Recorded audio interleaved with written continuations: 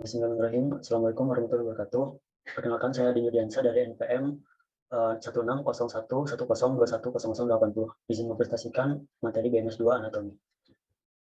Di sini ada 5 pokok pembahasan. Yang pertama itu mengenai oral cavity, lidah, dan kelenjar ludah. Untuk rongga mulut ini, rongga mulut memiliki batas-batas, yaitu batas depan merupakan bibir, batas belakang terdapat oropharyngeal isthmus, kemudian batas atas adalah palatum durum dan palatum molo, dan batas bawah ada lidah, dan batas pinggir yang merupakan vestibulum. Selanjutnya lidah. Lidah ini terbagi menjadi dua bagian, yaitu 1/3 anterior, kemudian 2/3 anterior. Dan di dalam lidah ini terdapat juga 4 jenis papila, yang merupakan yang pertama papila falata atau circumfallata yang berada di bagian sini. Kemudian ada papila foliata yang berlipat-lipat di pinggir sini, dan juga ada filiformis falata. Bisa dilihat di gambar sebelah kanan ini merupakan lebih jelasnya yang berbentuk kerucut-kerucut. Ini merupakan papila yang paling banyak terdapat di lidah. Dan yang keempat ada papila fungiformis yang bentuknya seperti jamur.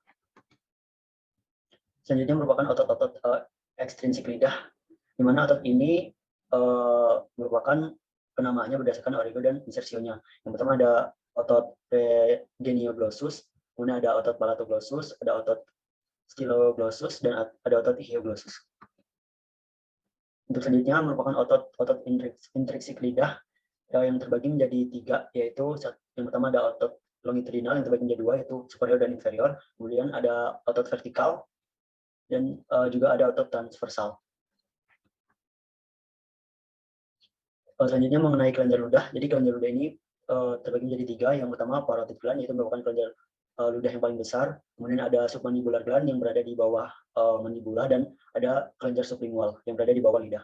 Dan untuk sifat-sifatnya, parotid gland ini memiliki sifat serosa, kemudian submandibular memiliki serosa dan mukosa, dan untuk kelenjar sublingualis keseluruhannya merupakan mukosa. Untuk duktusnya, parotid gland merupakan duktusnya Stenson, submandibular itu duktusnya Wharton, dan sublingual duktusnya merupakan Bartolini. Untuk selanjutnya itu mengenai bahasan gastrointestinal tract. Mengenai rongga mulut, yaitu rongga mulut berinervasi. Untuk sarafnya yang sensorik ini merupakan ada nervus palatopalatinus, kemudian ada nervus lingualis, ada nervus buccalis, dan untuk motoriknya yang bertujuan untuk menggerakkan lidah ada nervus facialis. Kemudian di rongga mulut juga terdapat sublingual caruncle yang merupakan pengeluaran dari mandibular duct, dan sublingual fold yang merupakan pengeluaran dari sublingual duct. Selanjutnya mengenai salivary gland. Ini merupakan pembahasan tentang inervasinya. Yang pertama itu parotid gland yang diinervasi oleh cranial nerve ke-9, yaitu glans pharyngeal. Kemudian ada kelenjar submandibular dan sublingual, ini diinervasi oleh cranial nerve ke-7, yaitu facial nerve. Selanjutnya mengenai lidah. Lidah secara umum itu terbagi menjadi 2, yaitu general sensori yang bertujuan untuk rabaan atau sentuhan, kemudian merasakan panas dan dingin. Dan yang kedua ada special sensori, yaitu untuk merasa. Untuk lidah sendiri, bagian anteriornya ini merupakan diinervasi oleh glossopharyngeal nerve untuk general dan special sense-nya. Kemudian yang posterior ini lingual nerve untuk general sensori, dan pada timpani untuk special sensori. Dapat juga palatoglossus yang diinervasi oleh vagus nerve atau cranial nerve 10. Kemudian ada heart palate. Heart palate ini memiliki arteri, yaitu ada greater arteri dan lesser arteri, di mana tergantung dengan foramen-foramennya. Untuk greater foramen palaten itu untuk greater arteri, dan lesser palaten foramen itu untuk arteri yang lesser. Kemudian ada soft palate atau kelenjar lunak ini terbagi menjadi otot-otot. Yang pertama ada tension veli palatine muscle yang sini, kemudian ada levator palatine muscle, kemudian juga ada palatopharyngeal muscle dan uvular muscle, dan juga ada otot palatoglossus yang tidak tampak jelas yang ada di sebelumnya. Kemudian membahas tentang cardiovascular system, di mana dari jantung ini memiliki 4 katup, yaitu 2 katup vena dan 2 katup arteri. Kemudian untuk sistem pulmonari sirkulasinya, jantung ini terbagi menjadi 2, yaitu sistemik dan pulmonari. Yang sistemik ini menyalurkan darah ke seluruh tubuh, dan pulmonari ini kembali ke jantung. Selanjutnya untuk arteri, di mana arteri ini untuk pembahasan lebih rincinya bisa dilihat di gambar. Untuk subclavian arteri ini bercabang dari brachiocephalic tract, kemudian melanjut ke common carotid artery yang dibagi menjadi 2, yaitu ada external carotid artery dan internal carotid artery. Untuk kanan dan kirinya sama. Kemudian untuk maxillary artery, maxillary artery ini dibagi menjadi 3 part. Untuk maxillary yang part pertamanya yang berwarna kuning, kemudian part keduanya yang berwarna orange, dan yang part ketiganya yang berwarna ungu. Untuk yang berwarna kuning ini merupakan pre, yang ungu ini post, dan yang oranye ini untuk maxillanya. Kemudian yang selanjutnya mengenai scalp atau skin connective tissue, aponeurosis, leos connective tissue, dan pericranium, yang dimana di bawahnya terdapat subarachnoid space yang di dalamnya merupakan kumpulan dari CSF. Terdapat juga cerebral fox di sebelah sini. Kemudian mengenai venous drainage atau drainasenya vena, di mana terdapat vena superficial yang ini biasanya membawa infeksi ke otak dan sangat berbahaya. Kemudian ada juga subvenous sinus yang merupakan akan lanjutannya ke pituitary gland. Kemudian mengenai superficial arteries of face and scalps, di mana terdapat 2 jenis, yaitu yang external carotid artery dan internal, di mana yang eksternal yang berwarna orange terdapat 2, kemudian yang hijau ini untuk yang internal carotid artery. Kemudian yang selanjutnya terdapat juga upper limb blood supply, di mana untuk penamaannya hampir mirip, yang ini brachial, yang ini cephalic, kemudian ini radial, dan yang ini palmar. Kemudian bahasan selanjutnya itu mengenai faring. Faring sendiri memiliki gerakan gag reflex, di mana otot-ototnya akan bekerja. Untuk yang afferentnya ini dari cranial nerve 9 dan efferentnya ini cranial nerve 10 atau vagus.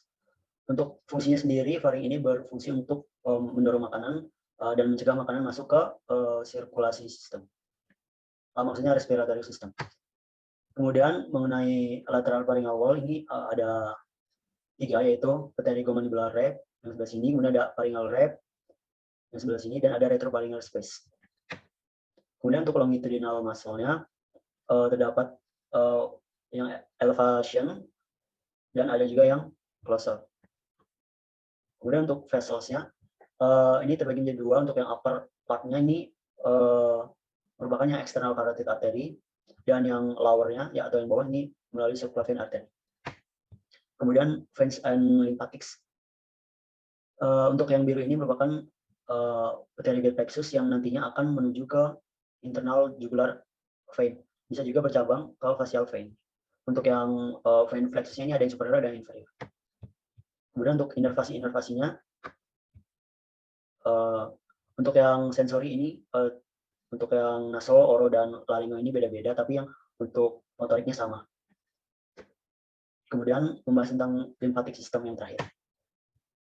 Untuk lymphatic system ini merupakan gabungan, bukan gabungan, tapi sebagian merupakan circulatory system dan juga immune system, di mana fungsinya itu mencegah virus dan hal-hal berbahaya yang masuk ke dalam pembuluh darah.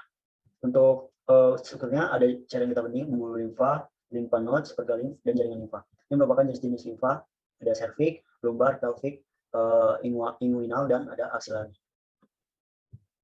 Selanjutnya mengenai tripping tape analogy, ini merupakan gambaran sistem limfatik, di mana keran ini merupakan arteri dan vena, kemudian saluran ini merupakan pembuluh limfa, dan wadah ini merupakan limfa node yang bertujuan untuk menyaring